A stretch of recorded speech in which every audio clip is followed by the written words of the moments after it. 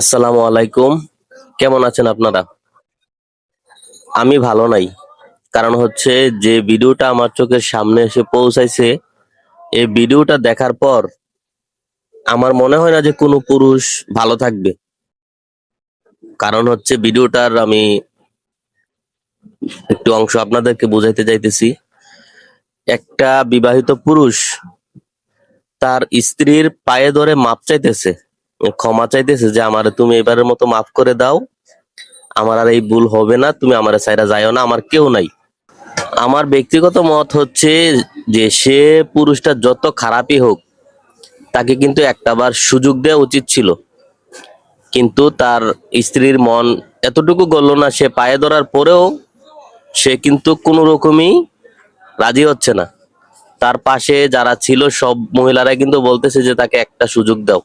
ভিডিওর ক্যাপশনের মধ্যে যে লেখাটা ছিল, ওই মহিলার নাকি পরকীয়ার সম্পর্ক ছিল কারোর সাথে। হয়তো এটাই হতে পারে, আর না হলে কিন্তু মহিলারা এত শক্ত হওয়ার কোনো কারণ ছিল না।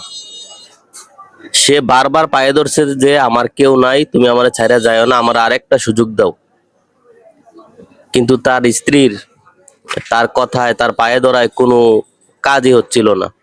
আর এই ঘটনাটা কিন্তু বেশি দূরের না, আমাদের পাশের গ্রাম নগরপাড়ের ঘটনা। এই ঘটনাটার আমি তীব্র নিন্দা জানাচ্ছি। আর বোন, আমি তোমাকে বলছি, যদি তুমি এই পুরুষটাকে ছেড়ে যাও, একবার সুযোগ না দিয়ে যদি ছেড়ে যাও, আর যদি তোমার পরকীয়ার সম্পর্ক সত্যি অন্য কারোর সাথে থেকে থাকে, আমি ব্যক্তিগতভাবে বলতে পারি যে তুমি ভবিষ্যতে সুখী হতে পারবা না। তোমার ভবিষ্যৎ একেবারে অন্ধকার। আপনারা ভিডিওটি দেখুন, তারপর আপনারা নিজেই বুঝতে পারবেন।